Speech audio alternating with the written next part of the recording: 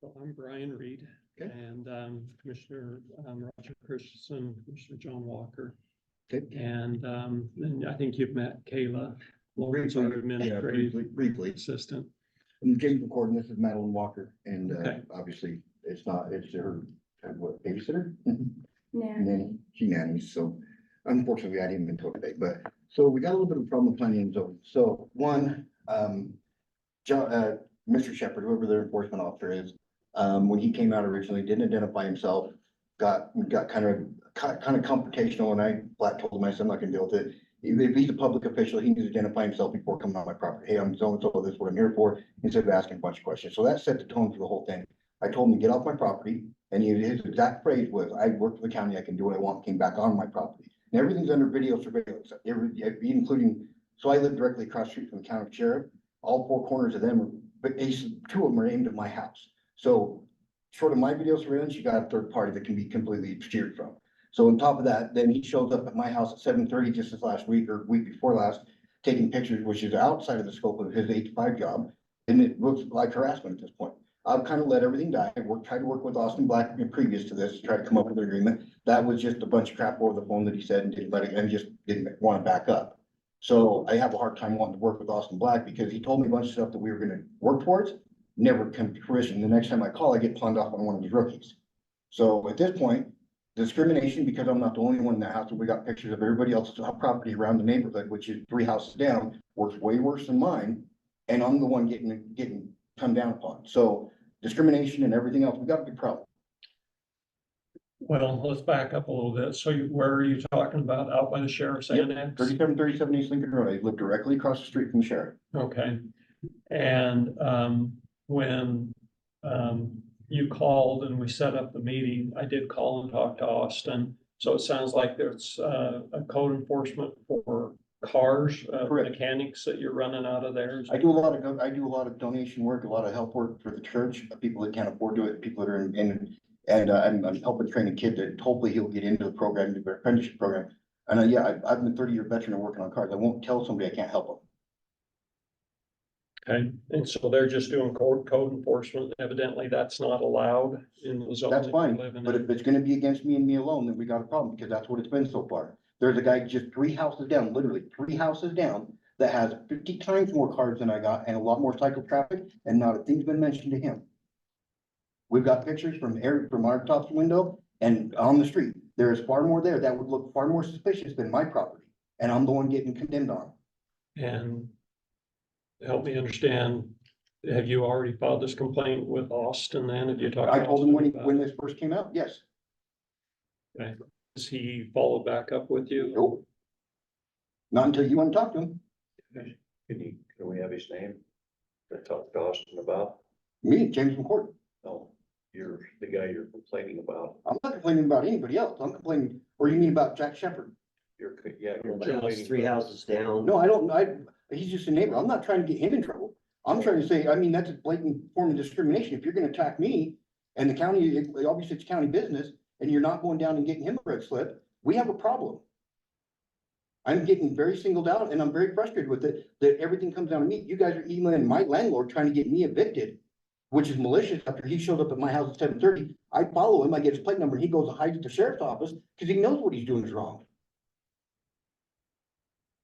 Well, Well, the reason I asked for the other name, because you're making a complaint that there's. I'm not making a complaint about it at all. I'm making a complaint about your government issue of the inspector, because if you were gonna pick on one, we pick on all. Hold on.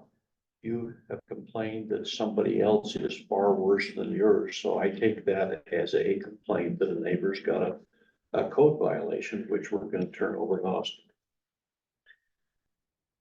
Generally speaking, and I don't know anything beyond what you've said about this incident, but generally speaking, when code enforcement officers go to a specific location that's not currently under construction or in the permit process or something, it's not because they drove by and noticed there was something going on. It's because somebody formally filed a complaint saying this is going on here and it's outside the accepted or approved code or zoning for a particular area.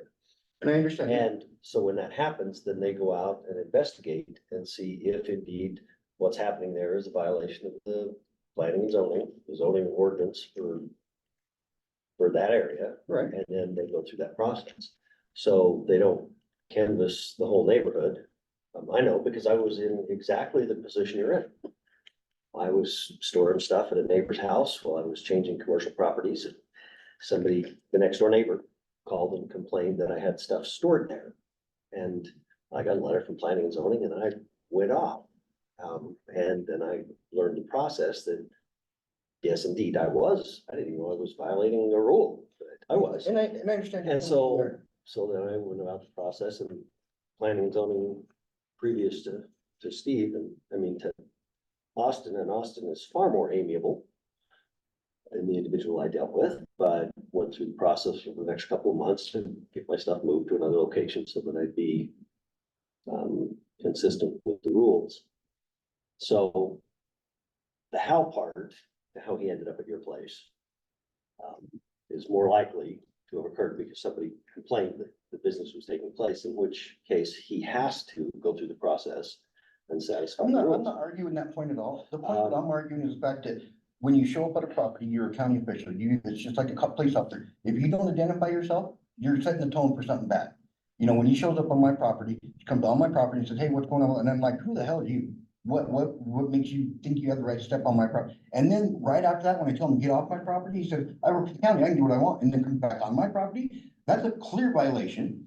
And These are valid, certainly valid concerns. And the first step is to address those with Austin about that employee. I already did. And let Austin get back with you if we need to facilitate that part of the process. That's certainly, Yeah, I mean, the process that we're gonna take is we'll get hold of Austin, and follow up with him and get a better understanding from him and then ask him to look into it and address the problem. Okay. Here's one thing, we are trying to find a location for a shop so this can be full commercialized. I just need the time to be able to complete that task and everything will be where it needs to be. But I'm in a position, my left arm is paralyzed, I'm legally disabled, I state Idaho. I can't go get a job back in my profession because I'm not fast. It's a liability. So I'm doing the best I can to take care of my family and do what I can to not end up on skid row essentially. There's got to, and then I get this numbnut over here, sorry, excuse my language, this guy over here that's just ringing my, jerking my chain. And I look around and I'm like, okay, even at my house, if you're out there for that code enforcement and you can clearly see within 3 houses down, literally 3 houses down that road, that is by far 10 times worse than my house is, and you're gonna attack me, avoid that one, I get the red slip, I call Austin kind of gives me a shrug off, I tell him exactly but close the same things I told you, and I get palmed off on something, I'm like, look, I'm trying to get this going, but I can't stop working and not make any income. Well, And I it's can't not that stop- Austin didn't blow you off. Austin tried to make an agreement with you that Mhm. just to keep it to a minimum. And you had, but then we kept getting notices. What agreement did Austin make with That you? it didn't even look like a shop was, I couldn't have multiple cars there and make it look like a car lot. Yeah, You keep it to a keep it minimum. cleaned up, make it look presentable and keep it under, keep it. Did he send you a notice? Did he? No, not, I I think mean, this is that agreement that he made, did he no, issue that to you? no, he did not. Make a note to ask Okay. where that is. And then you also made another claim that raises a little concern. You said you're still trying to make a living, so you're charging people for this. There's a lot of stuff that I do mobile. So I don't do it in my place. I go out and you'll watch me grab my tools and I'll leave the premises. But there's some stuff that I pull in my garage and I do what I gotta do. Austin discusses in enough detail that it's attached garage. I'm attached to my house. Just because it's not, I'm attached to all electricity and everything, it's an attached garage. And I understand not having an engine hanging out outside or anything like that. But what I do for donation to the church, when my bishop calls me and say, hey, I got this person in trouble, can you help them out? I can't, I'm not gonna say no to that. I'm gonna go ahead and take care of business. And that's my dedication. I'm not gonna stop working on my own stuff at home. I'm not gonna stop working on my brother's stuff at home. When I get a shop, that'll all transfer over to the shop. But you are charging for work in that. Charging as far as labor? No, sometimes not. A lot of times I donate my labor. A lot of times I donate my labor and I charge for parts, but I can't take money out of my pocket, but I can donate my time. But there's not always a charge for labor or anything. Especially when I'm training. Sometimes there is. Yeah, sometimes, exactly. And sometimes people just give me what they give me. I'm not trying to run a shop. I'm just trying to do what I can and stay busy and keep going and do good. But I'm not gonna, for you to say I have a problem with that, but then we've got a clear violation of my Fourth Amendment, kind of seems to, let's lessen the one and take the other. I'm not gonna allow that. What's the violation of the Fourth Amendment? Illegal search and seizure. When I told him to get the hell off my property, he didn't have a right to come back on right after that and say, I work for the county and do what I want.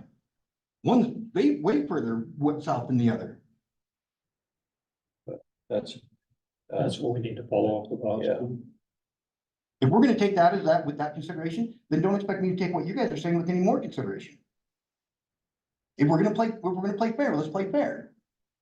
Cause that's a bite part. I mean, you're gonna say, oh, well, we'll just kind of look at that. Well, I guess I'll kind of heed what you guys say and we'll play ball with that. If you want me to take it serious, you take it serious.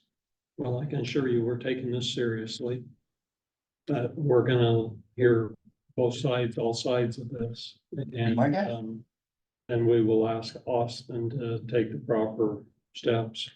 But that's not gonna include allowing a code violation to continue if that's what's happening. I understand that. We're not gonna ask him to overlook that. I'm not asking you to. Was there anything else? Nope. Well, the other thing that you probably should bring up is the guy that came by commenting on your arm. He can bring that up. If he wants to act like a doctor, I don't think there's gonna be much resolution. This is gonna be the attorney's involved. You just said the magic word, because at that, I think we're done talking. That's fine. I'm perfectly fine with that. Okay. Thank you for coming in. You will be hearing back from Austin. Thank you.